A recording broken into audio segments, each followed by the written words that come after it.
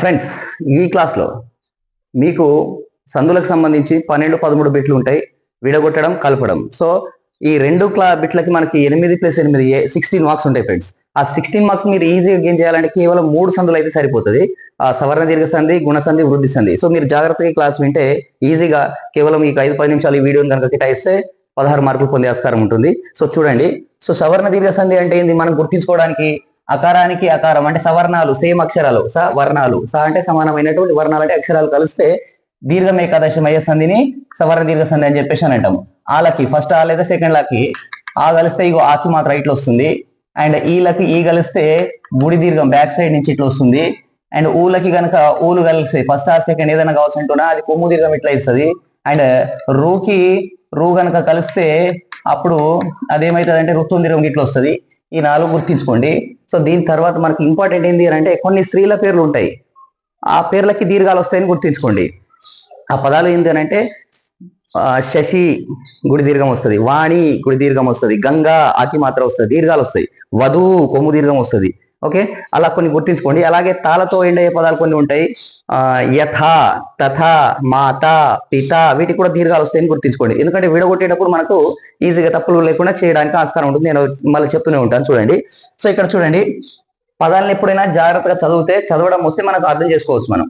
So ఇక్కడ శుభ ఆ, శుభ ఆతో ఎండ్ అవుతుంది, అంగహ ఆతోని కలుస్తుంది కాబట్టి ఇది ఆ ఇది ఆ. సో మనం ఆకి ఆ కలిస్తే దీర్ఘం ఏకాదశం అవుతుందని చెప్పినాయి కాబట్టి ఆకి మాత్రం ఇట్లా రాస్తాం.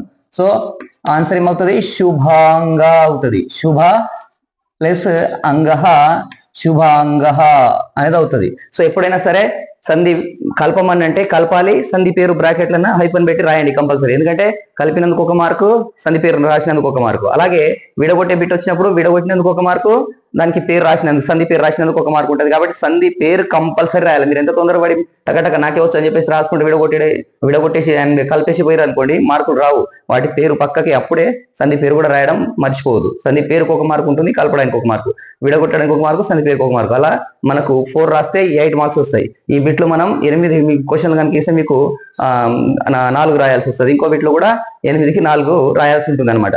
సో చూడండి, శుభ ఆ ప్లస్ ఆ కలిస్తే ఆకి మాత్రం వచ్చింది, శుభాంగా అవుతుంది అనమాట. ఓకే, అండ్ గజ ఆ ప్లస్ ఆకి ఆ కలుస్తుంది. ఫస్ట్ ఆ సెకండ్ అని చెప్పిన కాబట్టి ఏదైనా కావచ్చు, ఏ ఆ అయినా ఆలే కలుస్తున్నాయి కాబట్టి గుడి దీర్ఘం వస్తుంది. కాబట్టి గజ ప్లస్ ఆనన గజాననః అవుతుంది. ఓకేనా, గజ ప్లస్ ఆననః గజానన అవుతుంది.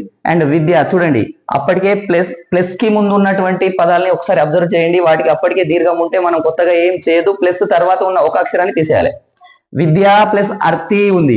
సో అప్పటికే దీనికి దీర్ఘం ఉంది కాబట్టి మీరు ఏం చేయకండి, ఈ ప్లస్ ని ఈ ఆని తీసేసి కలిపేస్తే సరిపోతుంది, విద్యార్థి అవుతుంది.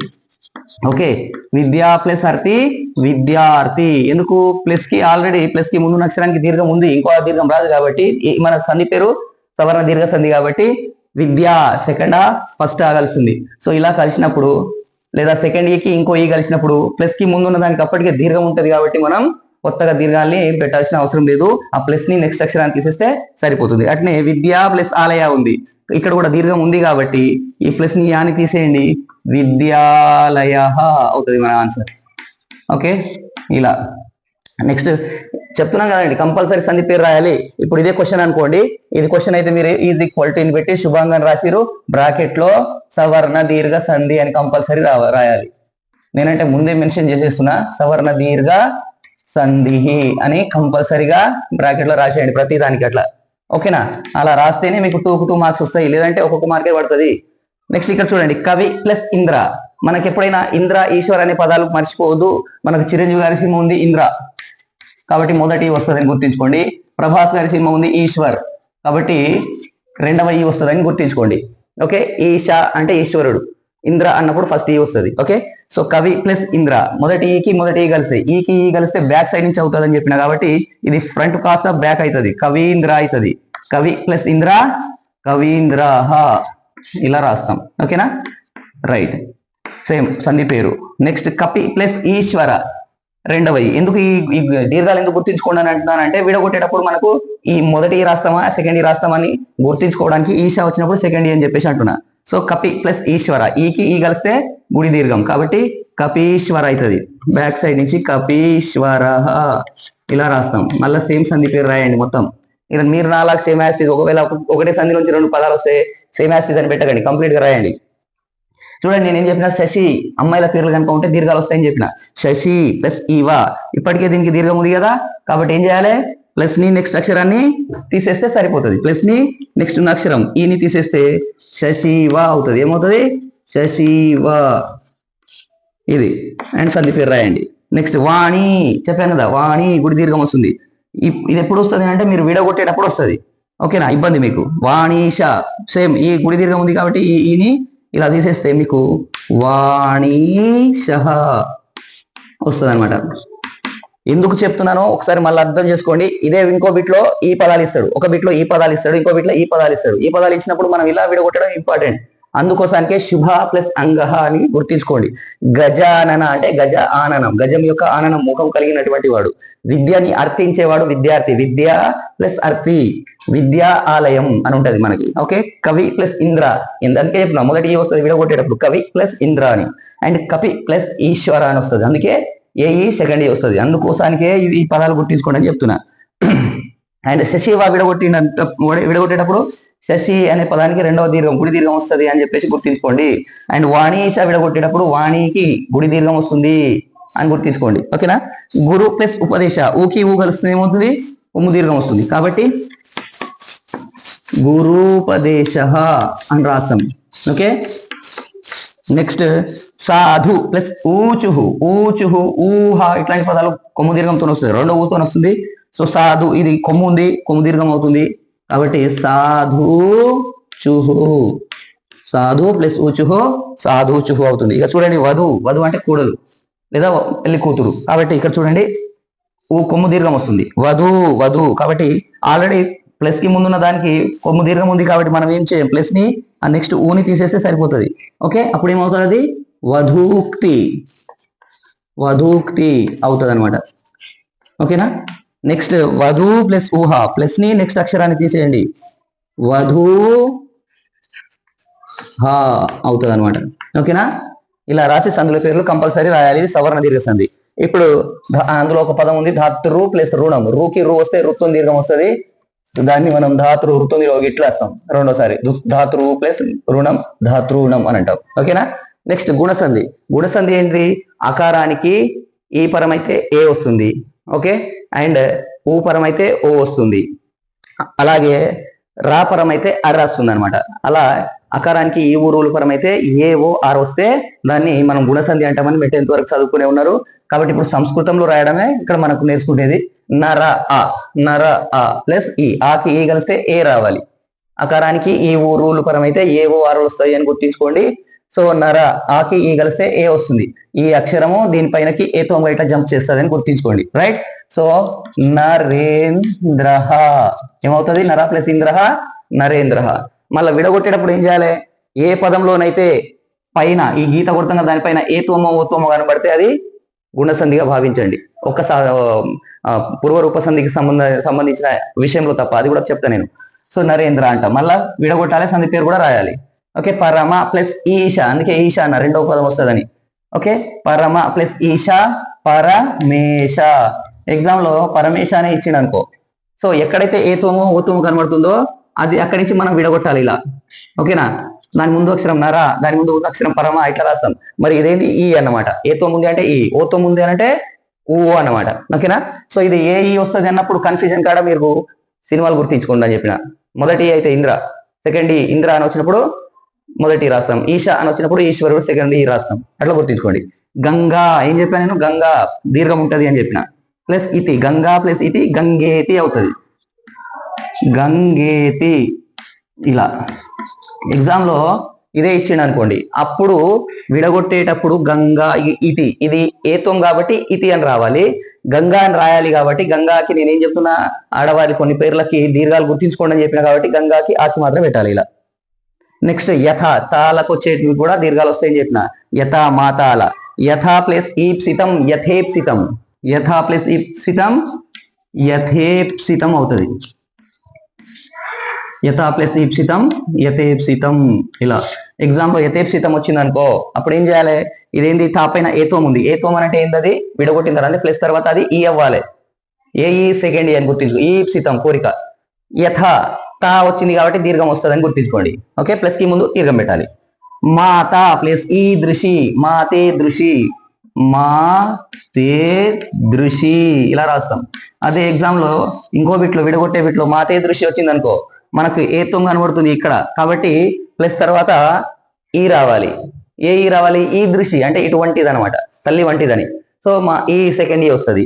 అండ్ ప్లస్ కి ముందు మాత తాలతో నిండవుతుంది కాబట్టి దీర్ఘం వస్తుందని గుర్తించుకోండి. నెక్స్ట్ గుణ ప్లస్ ఉత్తమ, గుణోత్తమ. గుణ ప్లస్ ఉత్తమ, గుణోత్తమ అని గుర్తించుకోండి. సో నేను ఏం చెప్తున్నా, అక్షరాన్ని చూడాలి, గీత పైన ఏతోమో ఓతోమో ఉంటే అది గుణసంధి అని ఫిక్స్ అవుతాం మనం. ఓకే, ఇలా ఇలా కనబడంగానే ఇది గుణసంధి అని పేరు కూడా ఈజీగా రాసేస్తాం. సో గుణం ఉత్తమ్, ఉత్తమ గుణం కలిగిన వాడు కాబట్టి గుణోత్తమ్. గుణ అని రాస్తాం, ఉత్తమ అని రాస్తాం. రైట్. మమ ప్లస్ ఊహ, మమోహ, మమోహ. ఎందుకంటే ఆకి ఊ కలుస్తుంది, ఆకి ఊ కలిస్తే ఓ అవుతుంది, మమోహ అవుతుంది అనమాట. ఓకేనా?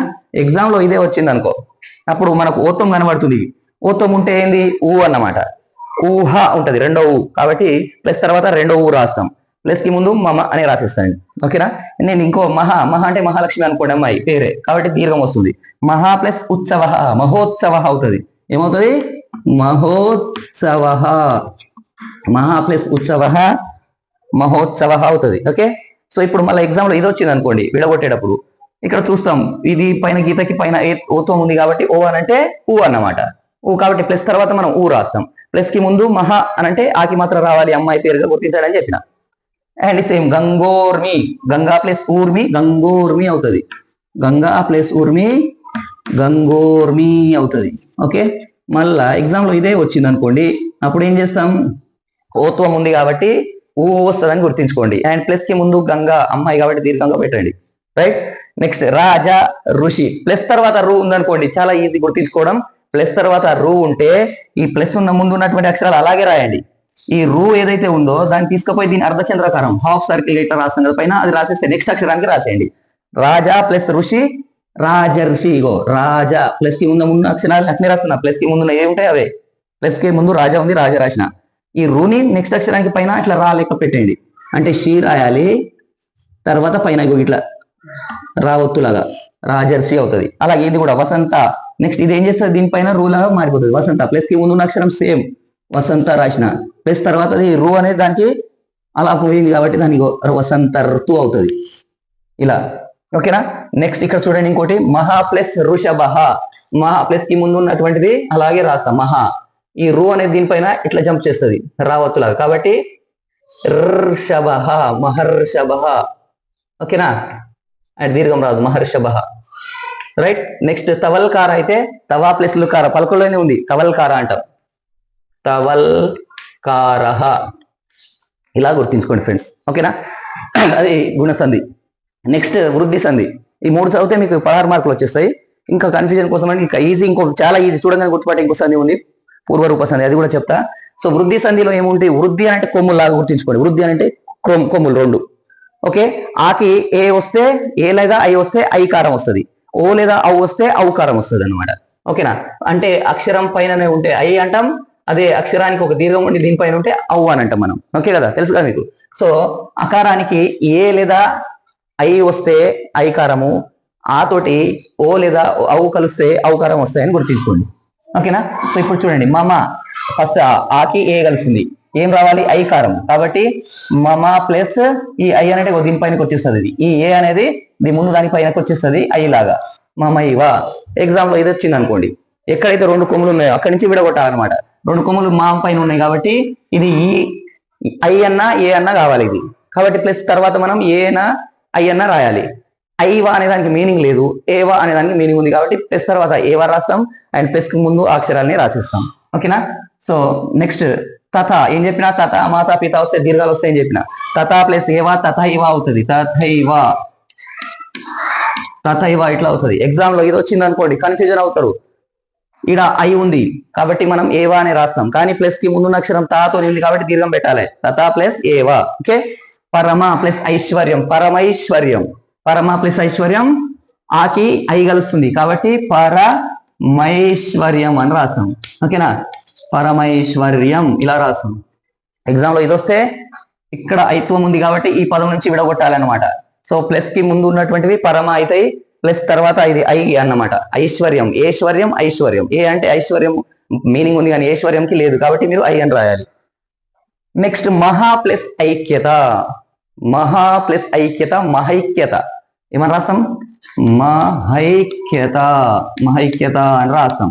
ఓకే, సో ఎగ్జామ్ లో ఇదే మహైక్యత వచ్చింది అనుకో, ఇక్కడ ఉన్నదాన్ని విడగొడతాం కాబట్టి ఇక్కడ నుంచి ప్లస్ తర్వాత ఏక్యత అనే దానికి అర్థం ఉండదు, ఐక్యత అంటే అర్థం ఉంటుంది, ఐకమత్యం. కాబట్టి ఐ అని రాస్తారు, ఐక్యత రాస్తాం. ప్లస్ కి ముందున్నదాన్ని మహా అని రాస్తారు, కానీ మహా అంటే అమ్మాయి పేరుగా గుర్తించుకోండి, ఆకి మాత్రం పెట్టండి అని చెప్తున్నా. ఓకే, నెక్స్ట్ దివా ప్లస్ ఓ కసహ, దివౌ కస. ఆకి ఓ కలిస్తే ఏం చెప్పినా, ఆకి ఏ ఐలు కలిస్తే ఐకారం వచ్చింది ఇప్పటిదాకా, ఆకి ఓ కలిస్తే ఔకారం వస్తుంది ఇప్పటి నుంచి. దివా ప్లస్ ఓ కస, దివౌ కస, దివౌ కసహ అని రాస్తాం. ఎగ్జామ్ ఇదే వచ్చింది అనుకో, ఇక్కడ ఏముంది? అవు ఉంది, దీర్ఘానికి పైన కొమ్ము ఉంది కాబట్టి అవు ఉంది. సో అక్కడి నుంచి విడగొడతాం. సో దాని ముందు ఉన్న పదాలు దివ ఉంది, దానికి దీర్ఘం పెట్టండి, ఓ కస అని రాయండి. నవ ఔషధం, మీకు ఔషధాలు తెలుసు కాబట్టి నవ ప్లస్ ఔషధం నవౌషధం అవుతుంది.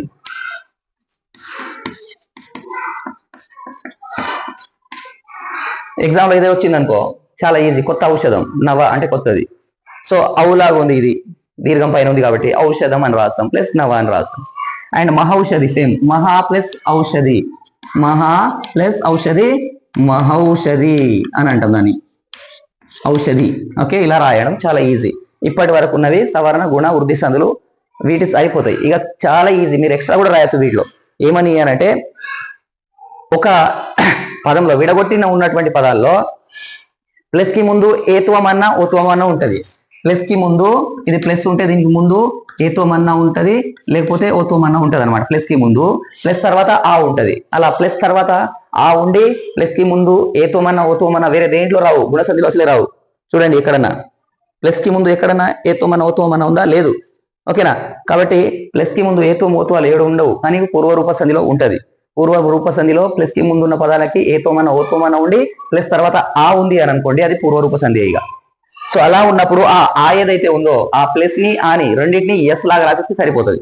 ఈ ప్లస్ ని ఆ ఏదైతే ఉందో రెండింటిని ఎస్ లాగా అకార ప్రశ్లేష అంటాం దాన్ని. సో ఏమవుతుంది? ఉదరే, దాని ప్లస్ ముందు ఉన్న అక్షరాలు అట్నే రాస్తాం. ఏదైతే ఉందో అది ఉదరే ఉంది కాబట్టి అట్నే రాసిన, రైట్. ఈ ప్లస్ ని నెక్స్ట్ ఆని తీసేసి ఎస్ లాగా రాసేస్తే సరిపోతుంది, ఎస్ లాగా రాసిన. అండ్ నెక్స్ట్ అక్షరాలు సేమ్ అట్నే, ఎట్లుంటే అట్నే. అర్బకం చాలా ఈజీ ఇది. ఉదరే ప్లస్ అర్బకం, ప్లస్ కి ముందు ఏత్వం ఉంది, ప్లస్ తర్వాత ఆ ఉంది కాబట్టి పూర్వ రూప సంధి. సంధి పేరు కంపల్సరీ రాయాలి. సో అలాంటి సందర్భంలో ఏం చేస్తాం? ప్లస్ ని ఆని తీసేసి ఎస్ లాగా రాసేస్తాం, అకార ప్రశ్లేష అంటాం. అలాగే గతే ప్లస్ అపి, గతే ప్లస్ అపి.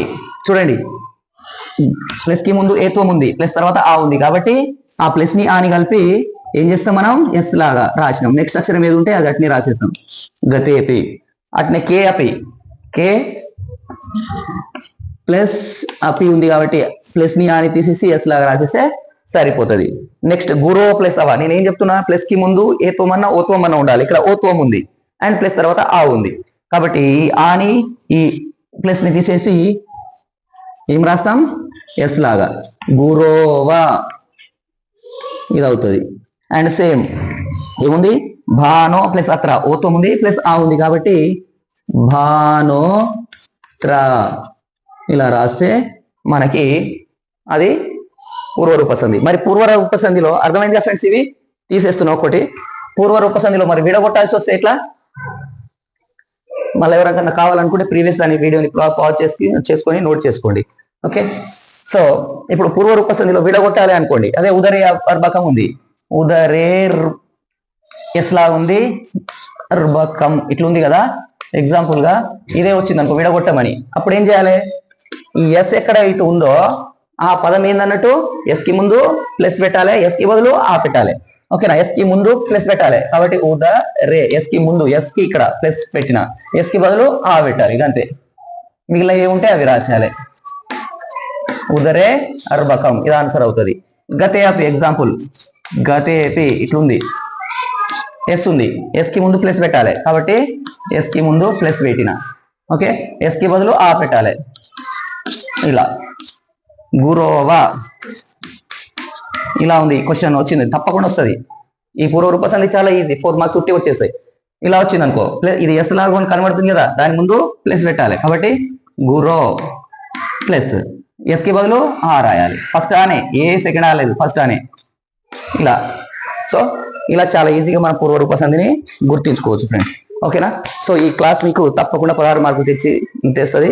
సో ఈ క్లాస్ కనుక నచ్చి ఉంటే లైక్ చేయండి, షేర్ చేయండి, అండ్ మీ ఫ్రెండ్స్కి చెప్పి దీని గురించి ఇంకా సబ్స్క్రైబ్ చేయడానికి వీలు ఉంటుంది. ఇంకా తదుపరి ఏమైనా క్వశ్చన్స్ ఆల్రెడీ అన్ని కూడా నేను డిస్క్రిప్షన్లో పెట్టిన ఫ్రెండ్స్. ఏమి చేయని ఏమైనా ఉంటే మాత్రం మళ్ళీ అడగండి, నేను చెప్తాను. సో రేపు త్వరలోనే ఎగ్జామ్ ఉంది కాబట్టి మీ అందరికి కూడా ఆల్ ద బెస్ట్ చెప్తున్నాను. తప్పకుండా మీరు వీడియోని చాలా 1-2 days బిఫోర్ చూసుకున్నా కానీ ఆన్సర్ మీకు ఈజీగా అర్థమయ్యేటట్లుగానే చెప్పి ఉన్నాను నేను. సో తప్పకుండా మీరు 99 పొందుతారని ఆశిస్తూ all the best. Thank you very much.